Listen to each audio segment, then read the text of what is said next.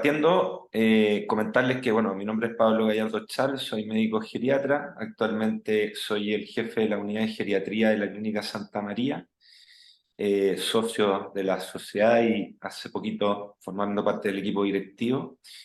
Creo que es un tema que se ha ido tocando año a año. De hecho, el año anterior fue de la plenaria, que fue el postcongreso, el tema de sexualidad en adulto mayor. Y a mí me tocó la oportunidad también ahora de repasar este tema. Yo creo que voy a ser bien franco con todo. Yo creo que esto es un tema no poco abordado, prácticamente inexistente. Muchas veces en el plano médico no damos los espacios para poder enfrentar la temática de la sexualidad. Y sin duda tiene desafíos y también tiene problemas y conceptos que uno tiene que aterrizar, que es lo que vamos a ver ahora. Solamente decir que la idea de la sexualidad actualmente ha cambiado. Ha cambiado porque las personas actualmente, adultas mayores, ya están empoderadas respecto a su esperanza de vida. Son personas que ya viven más, están más informados y en ese sentido atienden a tener una expectativa de mejor salud. En ese sentido, se han convertido en mayores consumidores, están más informados y enriquecidos sin duda en su vida íntima. Hoy entendemos que una persona de 60, cuando hablamos de 60 años, que está en periodo de jubilación, consideramos que es una persona adulta. Y ya normalmente cuando hablamos pacientes adultos mayores, hoy ya estamos corriendo el número a 75 años. Por lo tanto, tenemos una expectativa y esperanzas de hacer y condicionar nuestra actividad física, nuestros deseos, inquietudes, lógicamente en edades que antes se entendía como una persona mayor. En ese aspecto yo creo que se están levantando tabúes, estamos hablando de que es un tema que se toca poco y que sí que tiene vertientes relacionados en el contexto médico, social y sin duda la libertad propiamente tal de expresarlo.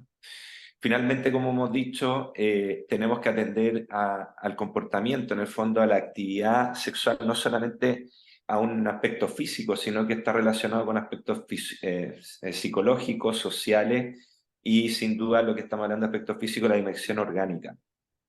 Eh, Poniéndolo en situación, uno dice, bueno, y esto se toca poco o nada, pero cada vez que lo preguntamos en estudios, vemos que prácticamente estos son estudios relativamente antiguos. Imagínense en Estados Unidos, prácticamente más de la mitad de las mujeres y tres cuartas partes de los hombres con más de 70 años refieren tener deseos sexuales intensos a moderados.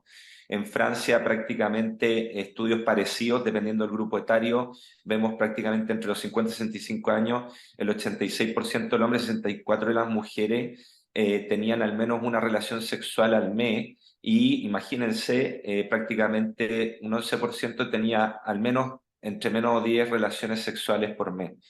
Para personas que viven en pareja, este porcentaje también incluso es más alto, 78% de las mujeres, 90% de los hombres. Es decir, no es algo que uno diga esto es inexistente, pero cuando pasamos a la realidad nacional, que es lo que quería comentarle, un estudio bien interesante, 2015, desarrollado por equipos de sociólogos, miren, vemos por grupo etario, acá tenemos los mayores 56 que involucra lógicamente a los adultos mayores en su dispersión. Fíjense, vemos que cuando le preguntan con qué edad tuvieron su primera relación sexual, aquí estamos hablando de generaciones. Los de 18 y 30 años en el 2015, su primera incursión en las relaciones sexuales lo tuvieron entre los 15 y 16 años para hombres y mujeres, entre 31 y 45 más o menos parecido, pero fíjense cómo va ampliándose la brecha de la primera relación sexual en las mujeres. Aquí se va notando que efectivamente las personas, en este caso adultos mayores, mujeres, tienen una incursión como primera experiencia en edades, entre comillas, más distantes respecto a los hombres. Fíjense, mayores de 56, los hombres 15 años de promedio y las mujeres casi 24. Cuando hablamos de parejas sexuales que han tenido a lo largo de la vida, nuevamente vemos que los hombres a medida que vamos aumentando, lógicamente en años, van teniendo mayor número de parejas sexuales, llegando a los mayores de 56, 15 parejas sexuales los hombres, y las mujeres, fíjense, hay un contexto ya de tabú, al parecer, ¿no es cierto?, en el cual hoy incluso las mujeres todavía no se arriman a los mismos números que los hombres, entre 18 y 30 años tienen 4 parejas sexuales en ese periodo. se mantienen entre los 30 y 45 años y fíjense, ya las mujeres que superan los 56 años comentan que tienen de promedio 2,7, si llegan a 3 parejas sexuales a lo largo de su vida. Y aquí uno dice, bueno, esto será el reflejo de qué factores. Sin duda los factores sociales están involucrados en ello. Pero cuando hablamos de la satisfacción, es decir, y acá hay un rango de puntuación que vemos en la tabla de arriba, vemos que eh, la satisfacción sexual, es decir, tanto la cantidad como la calidad de ello, vemos que las mujeres, ahora, 2015, vemos que las mujeres disfrutan más que los hombres prácticamente, entre los 18 y 30 años, dicen que su satisfacción en la relación sexual es buena, incluso superando lo de los hombres, pero cuando nos ponemos en la tabla de las mujeres, ya en edades de adulto mayor o entrando en la edad de adulta mayor, vemos que efectivamente el disfrute, la satisfacción es mucho menor. Y también decae paulatinamente en los hombres, pero es relativamente similar incluso respecto a edades jóvenes. Cuando hablamos de las formas que se logra el orgasmo, aquí tenemos diferencias por sexo, sin duda. En este caso, un hombre que nunca haya tenido un orgasmo prácticamente es inexistente, incluso en todas las etapas de la vida. Normalmente el factor que más le genera placer es la penetración vaginal. Y en las mujeres todavía tenemos un porcentaje que aumenta notablemente en la edad de ya entrando adulto mayor, que es casi un 10% que nunca ha tenido un orgasmo, en el caso de las mujeres. Y también muy parecido a los hombres, la penetración vaginal sin duda es la que les genera mayor placer. Y tenemos lógicamente otros alcances que son distintos. Aquí yo quería tocar, que me pareció muy interesante este tema, vemos que cuando se buscan los métodos anticonceptivos, vemos que curiosamente con la edad, es decir, a mayor edad, el uso de condón disminuye, lo que hace que, lógicamente, las enfermedades de transmisión sexual no sean inexistentes, lógicamente, por el contrario, pero puede haber un factor, lógicamente, asociado a pareja estable, etcétera, pero también nos pone una alerta, una alarma en cual a que los métodos, lógicamente, de prevención de enfermedades de transmisión sexual, debemos de hacer un hincapié también en la población adulta mayor en respecto a las relaciones sexuales. Como conclusión de este primer punto, muy rápidamente, vemos que los adultos mayores, del punto de vista tanto de la calidad como la cantidad, tienen menos sexo, son menos creativos en términos generales lo que se apunta y están menos satisfechos con su vida sexual. Estas diferencias no son atribuibles únicamente al envejecimiento, sin duda, sino que el peso a las normas socioculturales. Estamos viendo que efectivamente en cada generación ha ido cambiando esto y probablemente las generaciones de ahora tengan un cambio de comportamiento. En ese sentido, existe un principio de continuidad que se reconoce como la actividad sexual. ¿Qué quiere decir esto? Que efectivamente, cómo te comportaste tú en tu actividad sexual de juventud, la vas a ir extrapolando a tus vidas más adultas, incluso llegando a la vida adulto mayor. En ese aspecto tenemos que la amenaza, ¿no es cierto? Son sin duda los cambios hormonales, los trastornos fisiológicos que se van provocando lógicamente con el tiempo, con el pasar de los años. Aparecen enfermedades que pueden comprometer lógicamente el desempeño, en este caso los dolores articulares, aumento de peso, problemas cardiovasculares, que también nos hace que consumamos medicaciones. Por otro lado, el hombre, como hemos visto, tiene un rol que socialmente se considera más activo, tienen más parejas sexuales y en ese aspecto tienen un factor psicológico y emocional en el cual tienen que tener un complejo de rendimiento y en ese aspecto los problemas, entre comillas, psicológicos juegan un punto en contra. En ese aspecto, la nostalgia por el pasado, el temor por el envejecer, el peso de las ideas preconcebidas de efectivamente el rendimiento hacen que la actividad sexual empiece a generar, sea más bien un problema más que un beneficio para, lógicamente, el estado mental y físico. Las causas, sin duda, como hemos dicho muy en resumido, de por qué empieza a disminuir la actividad sexual es por, sin duda, enfermedades crónicas, la soledad, la viudez, que lo vamos a tocar principalmente en las mujeres y en la residencia de adultos mayores, sin duda, y, por qué no decirlo, el estigma social que está enfrentado a este punto y a este tema, que es que es ridículo plantearse estos temas sobre los 65 años, que es una de las respuestas que es como muy frecuente, no solamente en la población más joven, sino que las mismas personas adultos mayores que no enfrentan esto de la misma forma siendo más jóvenes. Respecto a los cambios, muy rápido, comentarles que hay una disminución, hay una lenta respuesta sexual, cuesta más la estimulación. En el caso del hombre hay una disminución del libido por disminución de testosterona. En ese sentido, la erección tarda más, hay un aumento del tamaño de próstata que lógicamente puede desencadenar hiperplasia, incluso cáncer, y en ese aspecto hay menor producción de líquido seminal y menor fuerza y volumen de eyaculación. En el caso de las mujeres, que aquí también es muy importante, hay un cambio hormonal importante con la menopausia, lo que hace que pueda disminuir el apetito sexual. Hoy, lógicamente, tenemos mecanismos que pueden contribuir a ayudar a disminuir, a aplacar estos síntomas. Hay menor lubricación, ¿no es cierto? Hay cambio en la estructura mamaria, ¿no es cierto? Y sin duda el tamaño de la vulva se va disminuyendo. En ese aspecto, la vagina sufre una atrofia, hay una pérdida de elasticidad, se hace más cortita y lo que genera problemas como dolor, ¿no es cierto?, la penetración, dispareunia, y la contractilidad uterina es menor y más dolorosa, ¿no es cierto? En ese sentido, tenemos que hacernos preguntas con el fin de ir viendo respuestas, entendiendo que la actividad sexual de contacto, que es lo que estamos hablando, debe ser atendida como también un síntoma a que la capacidad física ha ido disminuyendo y tenemos que protegerlo. En ese sentido hay que preguntarnos si ha experimentado algún problema de salud sexual dentro del área clínica, ¿no es cierto? ¿Qué medicamentos pueden estar afectando? Si hay problemas de ánimo. Y sin duda en las mujeres los síntomas de climaterio, sequedad vaginal y dispareunia, que son lógicamente rechazo a tener relaciones sexuales. En ese aspecto podemos decir que los beneficios, la parte contraria, es decir, tenemos problemas, pero ¿por qué tenemos que buscar soluciones? Hay varios estudios que demuestran que la actividad sexual, lógicamente en toda la edad y principalmente en adulto mayor, potencia la actividad cognitiva, por lo tanto es un buen ejercicio en el plano cognitivo.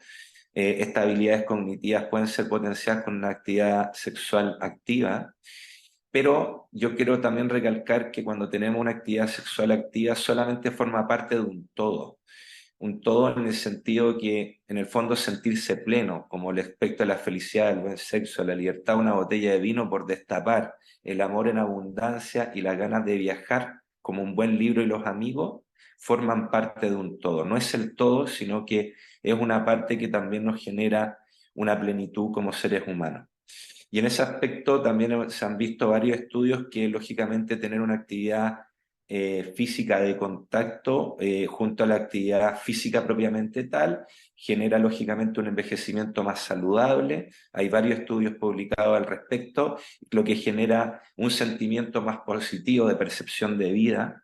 El leitmotiv, lo que nos motiva lógicamente a levantarnos todos los días de la cama, genera beneficio y en ese aspecto la actividad sexual nos tiene en un temperamento distinto.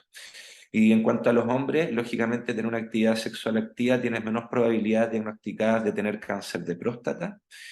La Sociedad de Gerontología y Geriatría de Estados Unidos también comenta, si bien hay estudios dispares, pero que una persona que tiene una actividad sexual más activa tiene mayor porcentaje de felicidad respecto a los que no lo tienen.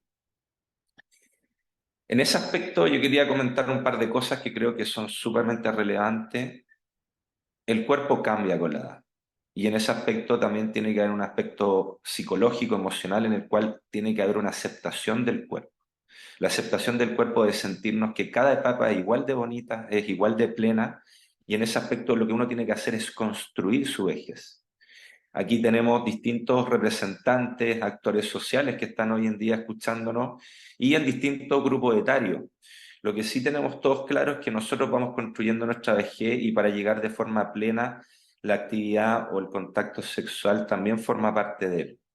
Pero ¿qué pasa cuando ya estamos en las últimas etapas y nos encontramos con problemas médicos como la pérdida de memoria, ¿no es cierto? La demencia, ya nos constituimos con problemas ético-morales, ¿no es cierto? Donde puede haber una persona sin deterioro cognitivo y otras con deterioro cognitivo, y en ese aspecto los pacientes institucionalizados prácticamente forman parte importante de este grupo de pacientes, los cuales normalmente por pérdidas físicas o por pérdidas cognitivas suelen estar mayormente institucionalizados.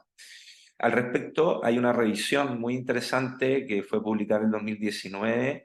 Esto es lógicamente de España, no es de Chile, pero podemos sacar algunas conclusiones que ya entramos en el tema de fondo y detalle y lo que tenemos a hablar hoy día.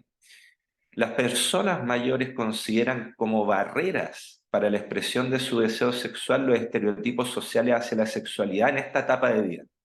Es decir, se estigmatiza el sexo en la etapa de adulto mayor.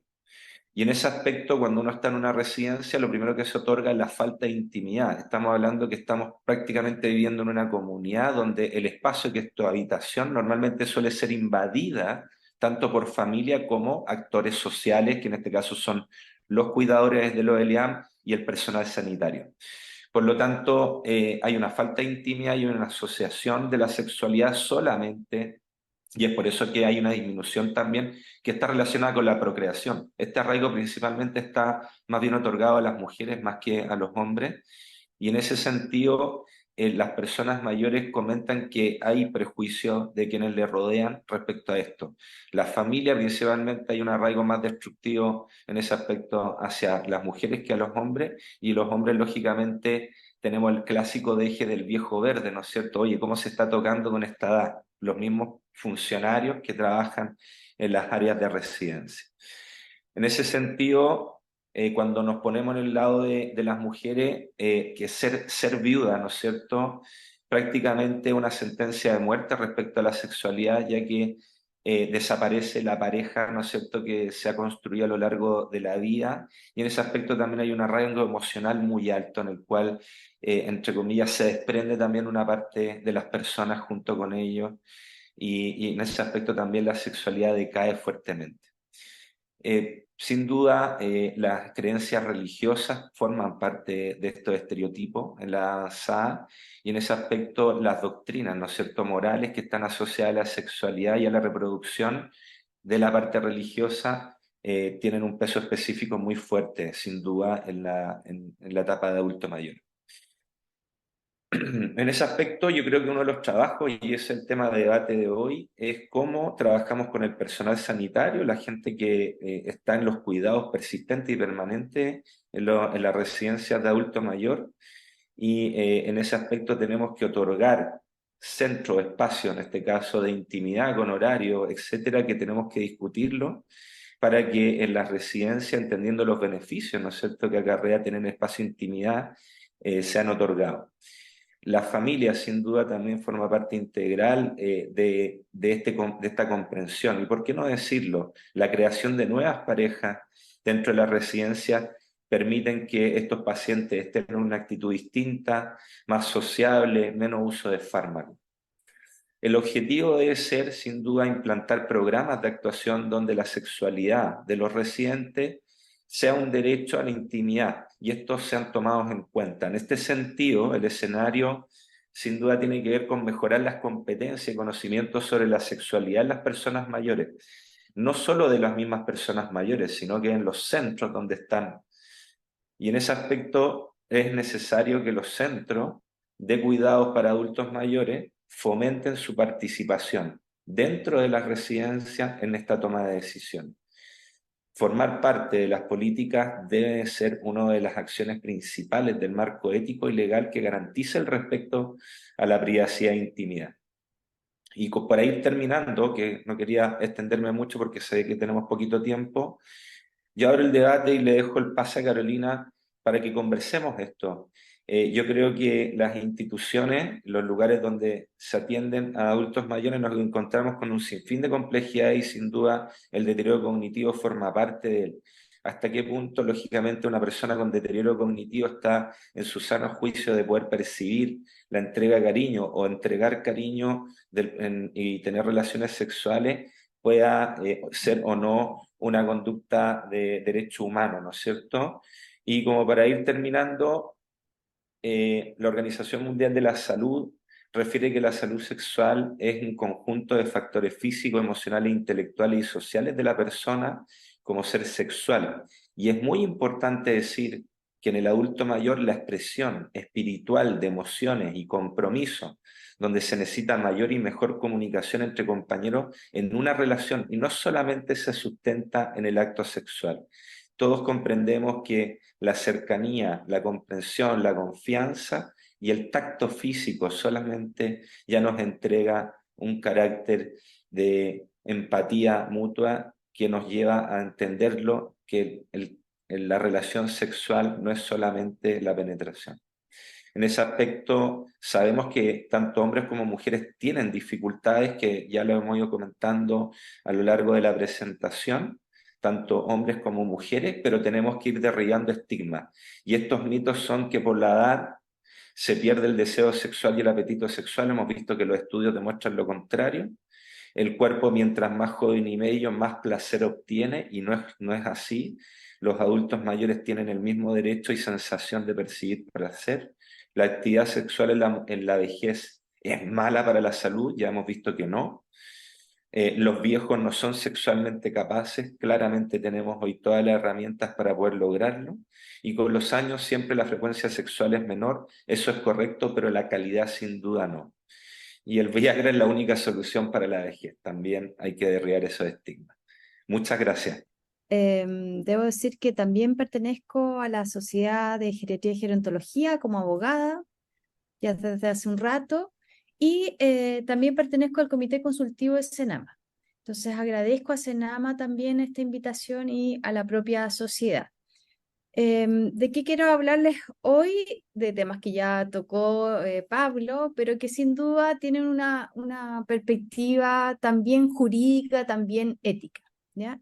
Entonces, en ese sentido, es una invitación simplemente a la reflexión. Claramente en este espacio a lo mejor no nos vamos a poder zanjar todas las dudas, pero ahí está mi correo y a través también de Senama se pueden luego ir trabajando algunas temáticas, porque en realidad esto yo diría que es un desafío, un gran desafío que debe ser, digamos, asumido por todas las entidades que corresponden, tanto como es Senama, la Sociedad de Geriatría y Gerontología, la sociedad civil y por supuesto las mismas personas mayores.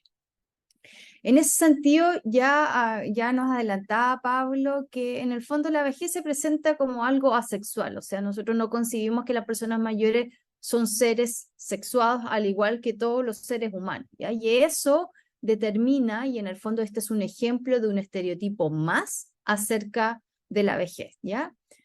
Y en ese sentido, lo que les voy a presentar brevemente, porque ya sé que estamos atrasados, ¿cierto? Es esta noción que ya la comentó Pablo, que derechos se ven asociados con este aspecto importante de la vida de los seres humanos y que pasan los LEA, ¿ya?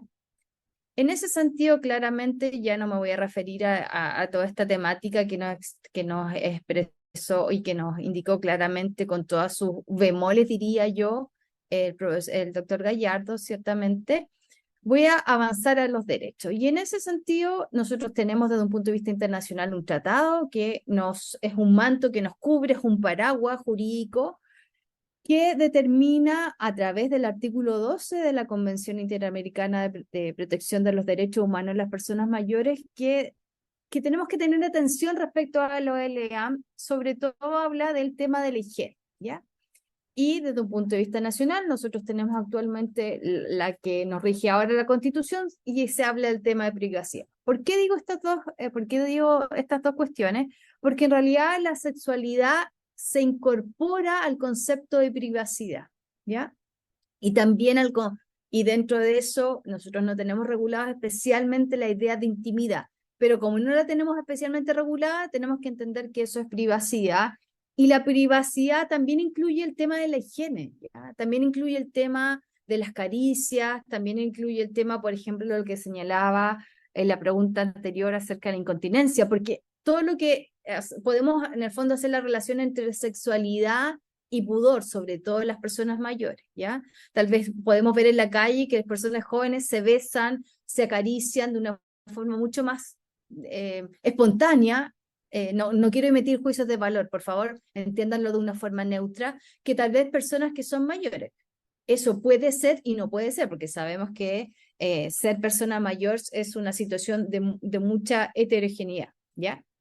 Entonces, ese es el contexto que nosotros tenemos a nivel nacional. Si hacemos la bajada un poquito más concreta, en la ley del paciente habla del trato digno, y dentro del trato digno está la regulación y la protección a este tema de la privacidad, que se incardina dentro, en el fondo la sexualidad se va a incardinar dentro de la privacidad, ¿ya?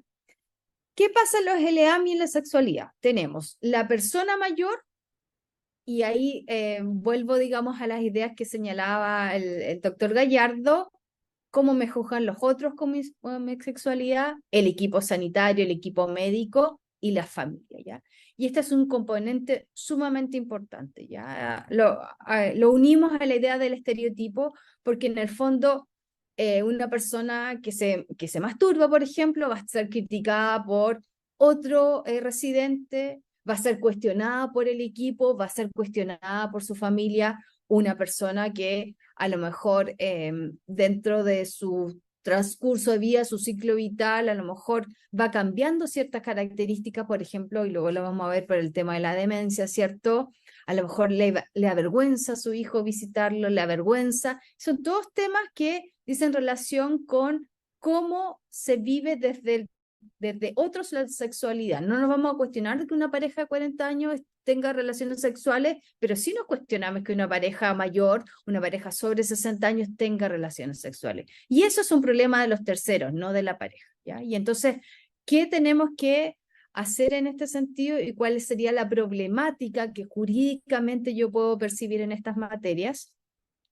Una cuestión importante es el consentimiento, o sea, yo como individuo siempre tengo que consentir respecto de estas relaciones sexuales, y por eso se entrelaza esto también con el segundo tema, pero en el fondo, desde un punto de vista jurídico, tenemos siempre que velar por el consentimiento de la persona, y por lo tanto toda acción que vaya en contra de esto puede incluso ser considerada hasta un punto extremo una conducta delictiva, ¿ya?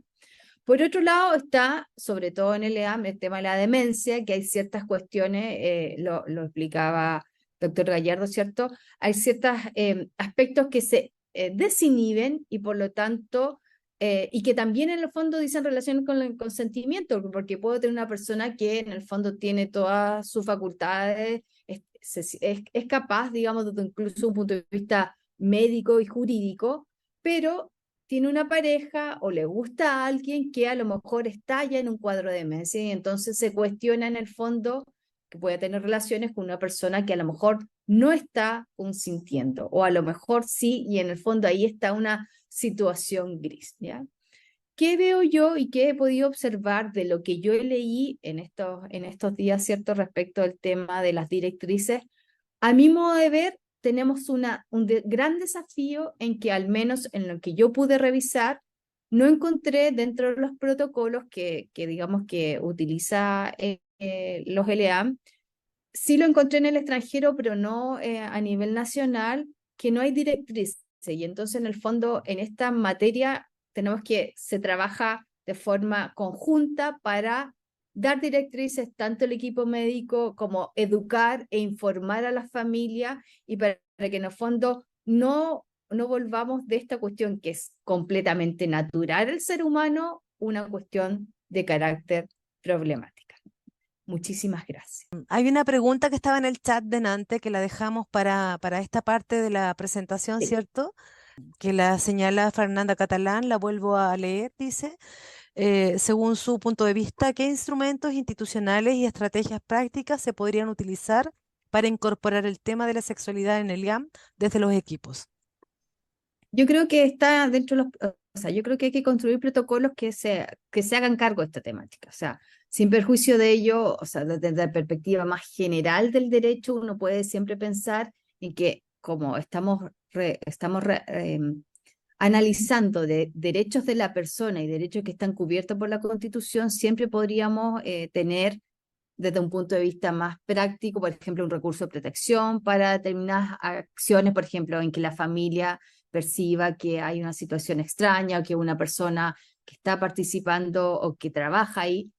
Yo evidentemente se los digo desde un punto de vista teórico, porque yo no estoy día a día y sé tengo colegas y amigos de otras áreas disciplinares que en el fondo lo que yo les digo parece un cuento muy bonito, pero claramente la realidad es muy diferente. Entonces, yo se lo estoy diciendo de un punto de vista más teórico, pero sin perjuicio de ello, uno tiene que pensar que en esto hay derecho nacional que cubre estas circunstancias. Pero lo que yo diría desde el punto de vista de la LEAM, porque tampoco el decreto, el reglamento tampoco se refiere a estas cuestiones, yo creo que lo más adecuado y también, digamos, me gustaría comentárselo a la directora, ¿cierto? Sería en el fondo construir protocolos que puedan, digamos, facilitar especialmente a la familia y al equipo sanitario, ¿cierto?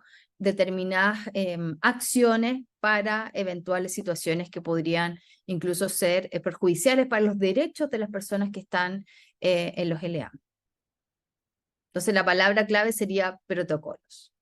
Hay otra pregunta por el chat antes de dar la palabra a la última consulta, por el tiempo también que tenemos Sí. establecido para la jornada, como bien decía usted.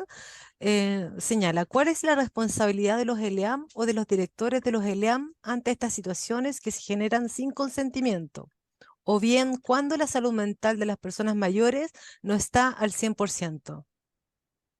Ya, en general, o sea, no he estudiado el tema en específico, lo podría repasar, pero a mí, digamos, uno tiene como instinto jurídico en estas cosas, ¿ya? Lo que pasa es que uno como funcionario público, yo también soy funcionaria pública, hay determinadas normativas generales, ¿ya? En los estatutos administrativos se regulan que uno en la función pública, si se cometen determinados delitos, tiene que denunciarlo, ¿ya? Entonces, si llegásemos al punto de que se está cometiendo un delito, por ejemplo, se está violando a una persona, y eso es un delito, la violación es un delito, o hay un abuso de tipo sexual, que no necesariamente puede ser por otro residente, también podría ser, y lamentablemente se dan casos en que personal, digamos, realiza esta actividad, o cualquiera, digamos, en ese caso, el director en ese sentido o el funcionario público está obligado a denunciar y tiene un plazo para denunciar, digamos, para en el fondo hacer efectiva la responsabilidad de quienes corresponden. Ya uno no, en general, uno siempre hace unas denuncias que son como más genéricas para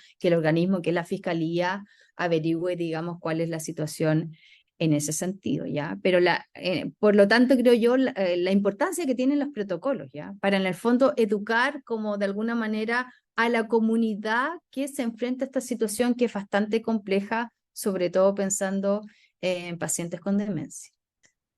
¿Estaríamos, cierto? Damos el cierre. Que tengan muy buen día a todos y todas.